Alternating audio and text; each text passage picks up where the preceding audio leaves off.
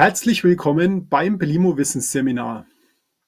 Heute sehen wir uns den Nutzen von druckunabhängigen Regelventilen an, sowie den unterschiedlichen Aufbau von mechanischen und elektronisch druckunabhängigen Regelventilen.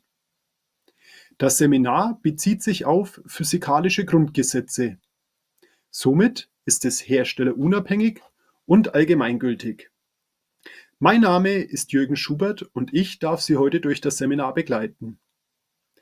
Bevor wir uns die druckunabhängigen Ventile anschauen, möchte ich nochmal mit einer kurzen Wiederholung starten und mit Ihnen druckabhängige Ventile anschauen. Hierfür habe ich eine Musteranlage vorbereitet. Wie funktioniert eine Anlage mit druckabhängigen Ventilen? Wir sehen schematisch einen Raum mit Heizkörper, Rücklauf- und Vorlaufleitung, einem Regelarmatur und einer Abgleichsarmatur, einen Raumtemperatursensor. Mehrere Räume bilden eine große Einheit. Die Signale der Raumtemperaturen gehen auf den Regler und vom Regler auf die Stellantriebe der Regelarmaturen. Wir befüllen die Anlage und nehmen diese in Betrieb. Vom Regler wird ein Stellsignal auf die hinteren 3 Räume gegeben. Der Volumenstrom verringert sich deutlich. Was zu sehen ist, dass die Raumtemperatur im ersten Raum ansteigt und der Raumsensor einen elektrischen Impuls an den Regler sendet. Vom Regler geht ein Stellsignal auf den Antrieb zurück. Dieser verringert den Durchfluss, so dass die Raumtemperatur wieder im gewünschten Bereich ist.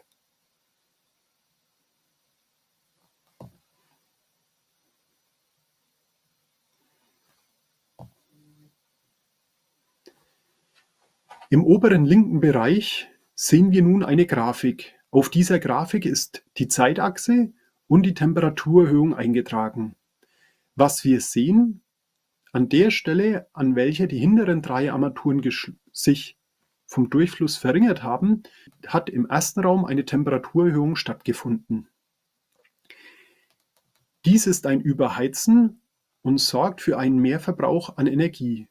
Man kann auch sagen, im Teillastbetrieb ist eine druckabhängige Anlage nie abgeglichen.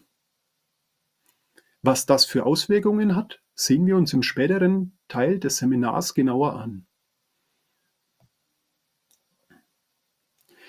Nun möchte ich mit Ihnen klären, warum gibt es überhaupt druckunabhängige Ventile. Als erstes beziehe ich mich auf mechanisch druckunabhängige Ventile. Der Vorteil von einem mechanisch druckunabhängigen Ventil ist, von einem schwankenden Druck hin zu einem konstanten Volumenstrom zu kommen. Schauen wir uns das im Detail genauer an. Was Sie sehen können, ist ein Querschnitt durch ein mechanisch druckunabhängiges Ventil. Egal von welchem Hersteller Sie das Ventil beziehen, der Grundaufbau ist bei fast allen gleich. Wenn ich durchs Ventil mir anschaue, fließt es als erstes durch einen integrierten Differenzdruckregler und danach durch ein Regelorgan. Hier mit rotem Kreis dargestellt. Ziel des Differenzdruckreglers ist es, einen zu hohen Vordruck abzubauen und den Druck zwischen P3 und P2 konstant zu halten, so dass der Druck über dem Regelorgan immer konstant ist. Wie funktioniert das im Detail genau? Wir schauen uns hauptsächlich den grünen und den orangenen Bereich dieser Grafik genauer an. Was wir sehen können, einen relativ geringen Vordruck von zum Beispiel 17 Kilopascal. Der geringe Vordruck sorgt dafür, dass der Differenzdruckregler den Öffnungsspalt S etwas auffahren lässt, damit ausreichend Wasser- und Volumenstrom durch das Ventil hindurchströmen kann. Steigt nun der Mindestversorgungsdruck zum Beispiel auf 65 Kilopascal, so verkleinert sich massiv der Öffnungsspalt S. Dies bedeutet, dass ein hoher Vordruck automatisch abgebaut wird. Mechanisch druckunabhängige Ventile haben damit einen massiven Vorteil gegenüber druckabhängigen Ventilen. Sie gleichen sich automatisch hydraulisch ab. Zusätzliche Vorteile sind eine einfache und schnelle Ventilauslegung. Da komme ich im zweiten Teil des Vortrags drauf, am 24.03.2023 und würde mich freuen, Sie da wieder zu sehen. Der weitere Vorteil ist der konstante Durchfluss von mechanisch druckunabhängigen Ventilen. Sie bauen selbstständig zu hohe Vordrücke ab, sind sehr kompakt in der Bauweise. Wenn Sie das vergleichen gegenüber einem normalen Regelventil und einem Abgleichsventil, haben Sie eine deutlich kürzere Bauform.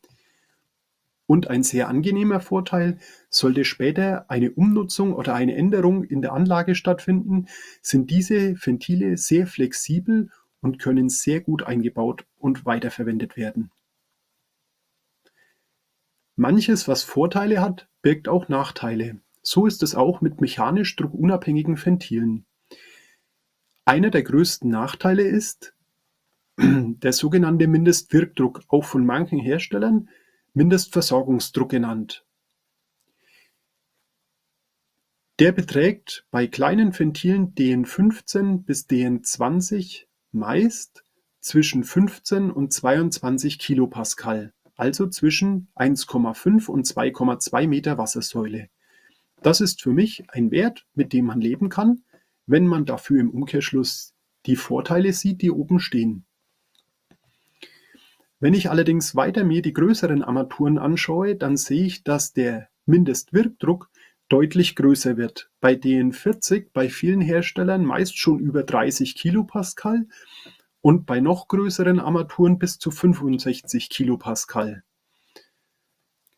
Ob dies in einer Heizungsanlage dann noch was verloren hat, sollte jeder selbst entscheiden. Ich denke und hoffe, dass ich Ihnen im weiteren Verlauf mit den elektronischen Ventilen hier eine wesentlich bessere Lösung vorschlagen kann.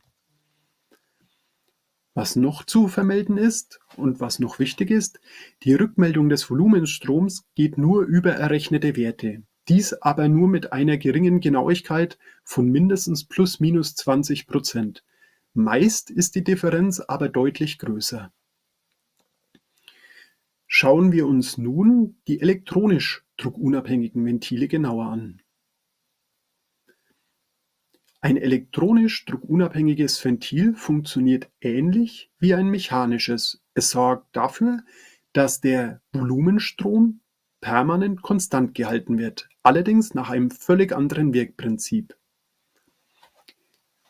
Fällt der Differenzdruck in einer Anlage ab, zum Beispiel weil mehrere Verbraucher gleichzeitig öffnen, so sinkt auch automatisch der Volumenstrom.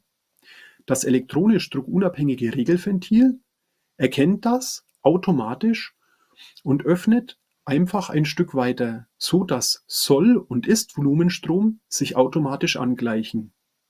Im umgekehrten Fall steigt der Differenzdruck, weil zum Beispiel mehrere Verbraucher schließen, steigt auch automatisch der Volumenstrom. Auch das erkennt der Durchflusssensor und wirkt automatisch auf das Regelventil ein. Dieses schließt so weit, bis der Ist- und der Sollvolumenstrom identisch ist. Wie ist so ein druckunabhängiges Ventil aufgebaut? Das elektronisch druckunabhängige Ventil besitzt meist einen Ultraschall-Volumenstromsensor und ein Regelventil mit elektromotorischem Antrieb. Wie funktioniert so ein Ultraschallsensor? Der Ultraschallsensor ist so aufgebaut, dass er ein akustisches Signal vom Sender aussendet durch den Wasservolumenstrom. Dies empfängt der Empfänger und spiegelt das Signal zurück zum Sender. Somit fließt das akustische Signal einmal mit dem Wasservolumenstrom und einmal gegen den Volumenstrom. Diesen Dopplereffekt, diese Stauchung und Dehnung des akustischen Signals mit der Fließgeschwindigkeit des Wassers und dem definierten Querschnitt in der Armatur, Aus diesen ganzen Werten kann der Durchflusssensor mit einer extrem hohen Genauigkeit messen, wie viel Wasservolumenstrom gerade durch das Ventil fließt. Wie ist eine Anlage mit druckunabhängigem Ventil aufgebaut? Wie im Beispiel mit den druckabhängigen sehen wir den Raum, den Heizkörper, die Vor- und Rücklaufleitung und das eingebaute elektronisch druckunabhängige Ventil mit dem Raumtemperatursensor. Vom Raumtemperatursensor geht wieder ein Kabel zum Regler und vom Regler zu den Antrieben der Regelarmaturen. Wir befüllen die Anlage und nehmen diese in Betrieb. Vom Regler wird ein Stellsignal wieder auf die hinteren 3 Armaturen ausgesendet. Diese verändern ihren Wert. Automatisch erkennt der vorderste Antrieb, dass mehr Volumenstrom fließt und verändert sein Regelsignal, ohne dass vom Regler ein neues Signal ausgesendet wird. Wenn wir uns die Grafik links oben anschauen, dann sehen wir, dass nur die Energiemenge in den Raum geliefert wird, welche auch benötigt wird. Zusammenfassend kann man sagen, elektronisch druckunabhängige Ventile haben genau wie die mechanischen den großen Vorteil, dass ein automatisch hydraulischer Abgleich durchgeführt wird. Eine einfache und schnelle Ventilauslegung möglich ist. Das schauen wir uns in einem Monat nochmal genauer an. Zusätzlich haben wir immer einen konstanten Durchfluss durch die permanente Überwachung des Volumenstromsensors. Das Ventil baut selbstständig zu hohe Vordrücke ab, regelt sehr genau den Volumenstrom und meldet den Ist-Volumenstrom direkt an die Gebäudeautomation zurück. Elektronisch druckunabhängige Ventile haben in aller Regel einen wesentlich geringeren Druckverlust wie vergleichbare mechanisch druckunabhängige Ventile, vor allem in den größeren Dimensionen ab DN25. Genau wie mechanische haben sie den großen Vorteil, dass sie sehr flexibel für die spätere Änderungen sind und zusätzlich kann mit einigen elektronisch druckunabhängigen Ventilen auch eine Glykolmessung und Überwachung durchgeführt werden. Somit ist sichergestellt, wenn man zum Beispiel eine Anlage hat, die auch noch automatisch nachgespeist wird und eine Leckage vorliegt, dass, wenn der Glykolgehalt unter dem eingestellten Wert liegt, eine Störmeldung vom Ventil ausgesendet wird. Weiter möchte ich noch eingehen auf elektronisch druckunabhängige Ventile mit eingebauten Energiemanagementfunktionen.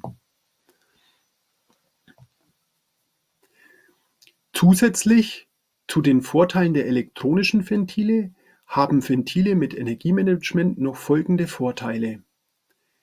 Als Regelgröße kann zusätzlich noch die Leistungsregelung hinzugenommen werden, sodass direkt eine kW-Zahl eingestellt werden kann. Die Ventile können die Datengrundlage für eine energetische Bewertung einer Anlage liefern, einen digitalen Zwilling erstellen und im Gesamten auch ein digitales Ökosystem generieren. Hierzu möchte ich Ihnen kurz ein Beispiel nennen. Bei einer Schulanlage in Bamberg hat ein Unternehmer eine Grafik gemacht, in welcher er die ganzen Energiedaten der verschiedenen Gebäude erfasst hat. In dieser Grafik konnten Sie sehen, einmal die Live-Daten, wie viel Energie jetzt im Moment wohin geflossen ist und zum anderen die Gesamtenergie. Was dabei sehr augenfällig war, dass ein kleines Verwaltungsgebäude sehr viel Energie verbraucht hat. Nachdem der Architekt kam und gesagt hat, wir müssen die Gebäude energetisch sanieren, lag eine ideale Datengrundlage vor, um diese Gebäude zu priorisieren und auch sukzessive abzuarbeiten. Das Verwaltungsgebäude wäre mit Sicherheit sehr spät rangekommen. Aufgrund der energetischen Daten, die vorlagen, war festzustellen, dass dieses einen sehr hohen Verbrauch hatte und wurde so in der energetischen Sanierung deutlich nach vorne gerückt. Zusätzlich gibt es auch von einigen Herstellern Ventile, welche eine MIT-Zertifizierung oder Zulassung besitzen. Landläufig sagen wir dazu, das ist ein geeichtes Ventil. Das hören meine Kollegen leider nur sehr ungerne. Das soll ich immer sagen, das sind Ventile zugelassen nach EN 1434. Allgemein gesprochen, diese Ventile können Sie für eine rechtlich zulässige Heizkostenabrechnung hernehmen. Zusammenfassend möchte ich den Unterschied zwischen druckunabhängigen und druckabhängigen Ventilen Ihnen nochmal aufzeigen. Druckunabhängige Ventile haben immer eine Ventilautorität von 1,0 aufgrund ihrer Konstruktion und dem permanenten Nachführen der Wasservolumenströme. Druckabhängige Ventile haben eine Ventilautorität, die abhängig ist vom Druckverlust des mengenvariablen Teils der Schaltung. Druckunabhängige Ventile sind immer perfekt abgeglichen im Volllast- wie auch im Teillastbereich. Der Teillastbereich ist der Bereich, der die Jahresheizarbeit zum größten Teil einnimmt. Wenn ich Sie frage, wie hoch die Normauslegungstemperatur für Ihren Wohnort ist und wie häufig im vergangenen Winter Sie diesen hatten, werden wir beide sehr häufig schmunzeln. Der Volllastfall ist extrem gering, der Teillastfall überwiegt durch ein Vielfaches. Druckunabhängige Ventile sind nur für den Volllastfall abgeglichen, im Teillastfall kranken diese Anlagen.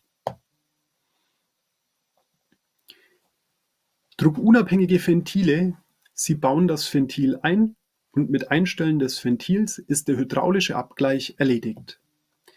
Bei druckabhängigen Ventilen müssen Sie immer ein Abgleichsventil setzen und müssen dieses einstellen. Auch dieses wird eingestellt und ausgelegt auf den Volllastfall und krankt genauso wie die Regelarmatur im Teillastbetrieb.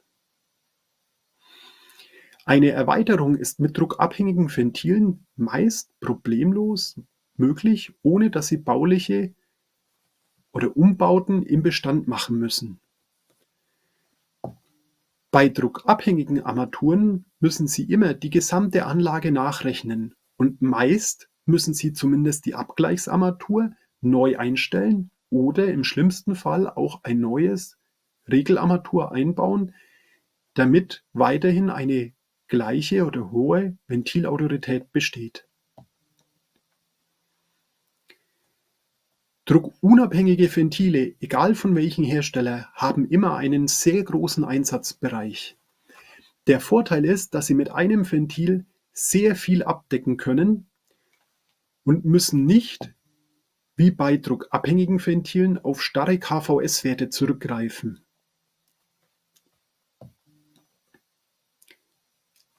Das Fazit: Kleine Geräte, sehr große Wirkung. Oder auch, wie wir das bei Belimo sagen, Small Device, Big Impact.